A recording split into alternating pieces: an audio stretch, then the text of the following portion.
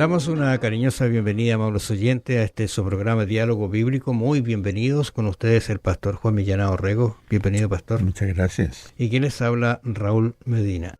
Vamos a conversar acerca del pacto del Sinaí. Interesante pensar que Dios los saca de la esclavitud. Ya hemos conversado 400 años, ¿no es cierto? Pero ¿dónde los lleva? A entregarle ahora cómo era vivir como un verdadero hijo de Dios, a darle normas, estatutos. Y la verdad de las cosas que uno cuando las mira en el pacto de Sinaí, maravilloso fue lo que sucedió allí, extraordinario. Pero Dios se mostró, quizás tú sabes que se ha mostrado a Abraham, ¿no es cierto?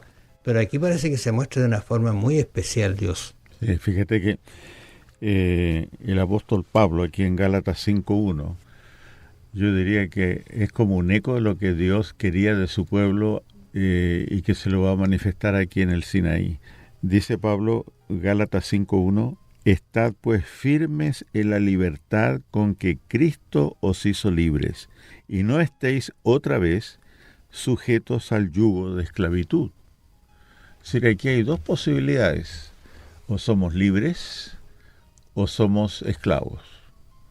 Y aquí cuando Dios le da a su pueblo los mandamientos, ¿no es cierto?, en este cuarto pacto, porque comenzamos con Noé, ¿no es cierto?, en este cuarto pacto que hemos venido estudiando, es el pacto que llamamos del Sinaí, dado a una nación que ya es libre, pero que pueden perder esa libertad, ¿no? Por eso el apóstol Pablo le dice a los cristianos que hay que estar firmes en la libertad, es decir, se puede perder esta libertad. Y de hecho hoy día se habla mucho de la libertad, ¿no es cierto?, en el campo social, político, económico, etcétera. La libertad es un don precioso realmente, y hay mucha gente en el mundo hoy día que no la tiene, en distintos aspectos, ¿ya?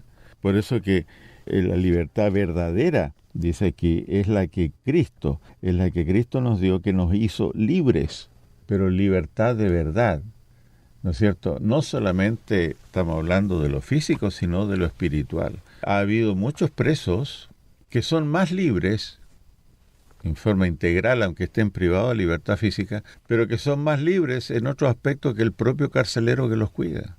Claro. Sí. Es interesante el caso de Nelson Mandela, que estuvo algo de 17 años en la cárcel, pero él tenía un espíritu libre.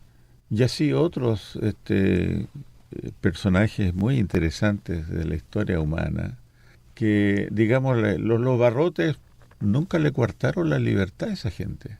Por eso que la dignidad humana no depende de tener libertad física.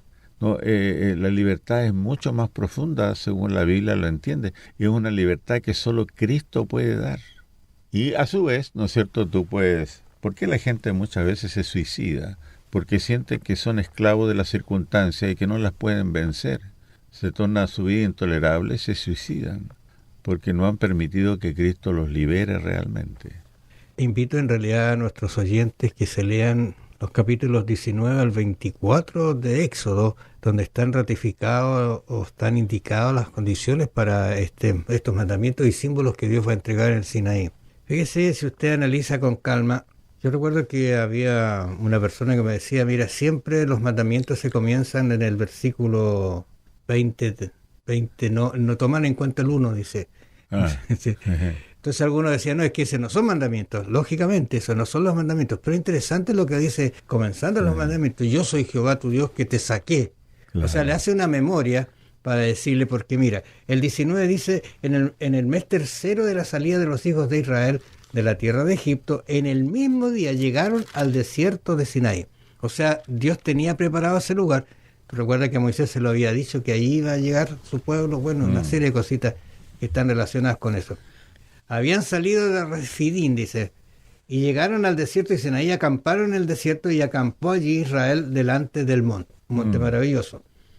Incluso hay una persona que cuenta que fue hacia ese lugar muy temprano, subieron y esperaron la amanecida arriba, dice, fue un espectáculo extraordinario. Y Moisés subió al monte y habló, y Jehová lo llamó desde el monte diciendo, así dirás a la casa de Jacob y anunciarás a los hijos de Israel. O sea, vamos a resumir un poquito esto. Dios dirige a Israel hacia el monte, los capítulos 19, ¿no es cierto? Les propone entrar en una relación de pacto con ellos. El pueblo de Israel acepta el pacto, pero luego dice debían santificarse, estoy resumiendo algunas cosas así, a santificarse y poner los límites, como te decía, poner los límites. Interesante esa de los límites, ¿no? Que no nos gusta a veces. Dios descendió y proclamó en alta voz los 10 mandamientos, se escogió a Moisés como mediador del pacto, y esto hay que verlo después para ver una relación entre nosotros hoy día. Se detallaron las normas del pacto, y el pacto fue ratificado ante 70 ancianos, y el pueblo fue rociado con la sangre del pacto. Hasta el capítulo 24. Claro, lo que tú decías de los primeros versos del capítulo 20 de Éxodo plantean la autoridad del legislador. El legislador es no solamente el que da la ley, el legislador es el que redime, el que libera. Siempre el perdón, la salvación, la redención vienen del Dios legislador. No, a veces algunos separan a un Dios de amor a un Dios legislador. No, es el mismo Dios que los redimió, pero que ahora a través de estos mandamientos, es el contenido del pacto, desea que ellos sean idóneos cada día para poseer y mantener la tierra. Por eso decía, habló Dios todas estas palabras diciendo: yo soy Jehová tu Dios que te saqué de la tierra de Egipto, de casa de servidumbre. Eso el Señor desea que sea reconocido y que despierte gratitud, y que la obediencia tenga su base en la gratitud a un Dios redentor, y no es cierto, en meramente un dador de la ley, que da, digamos, una ley caprichosa o lo que sea, sino que estos límites son para precisamente favorecer y mantener su libertad. Fuera de esas palabras que inicia el capítulo 20, el primer mandamiento, fíjate, quizás tomando mención de lo que ellos tenían que tener muy presente, habla: no tendrás dioses ajenos delante de mí. Este es un problema que ellos tenían en Egipto. Habían tomado esas costumbres de los dioses. Tú recuerdas que ellos tenían dioses para todas las necesidades. Pero aquí aparece un Dios que para ellos quizás era invisible. Es una de las cosas que algunos dicen: tú no ves a Dios, yo aquí por lo menos tengo una estatua que hice de madera, como decía Pablo por ahí. Los mismos dioses que habla, que los hacen, después los adoran, no lo entiendo, es decir, Pablo, sí, en mi lenguaje quizás. Pero él le dice: no tendrás dioses ajenos delante de mí. Estos símbolos, estos mandamientos, si uno los analiza con calma, que van a permanecer por la eternidad. Alguien puede decir: oye, pero no matarás. ¿Cómo está en el cielo el no matarás? No tiene que ver el concepto, lo que hay detrás del... Una manera de decir ese mandamiento no matarás es decir, ayuda a vivir. Y la eternidad tiene que ver con la vida eterna. Fíjate que a la luz de este pacto en el Sinaí, uno puede recordar ahí o leer en Lucas 4:18, el primer discurso de Jesús fue que Él vino a dar libertad a los cautivos. ¿Ya? Entonces la Biblia tiene un solo mensaje, porque viene del mismo Dios, ¿no es cierto? El Dios que da el pacto y las leyes en el Sinaí es el mismo Dios que miles de años después estaría dando Jesucristo este discurso, donde Él reitera que viene a dar libertad a los cautivos.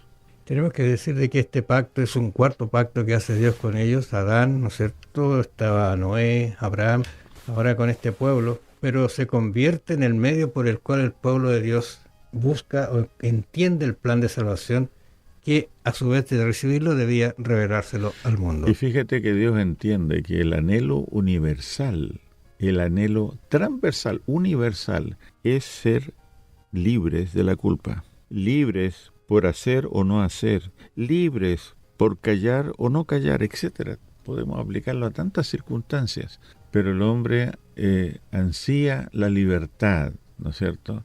Y el Señor está dispuesto a dársela bajo los términos que Dios entiende su plan de felicidad para nosotros. Vamos a volver mañana, amables oyentes. Gracias por su atención. Que el Señor los bendiga.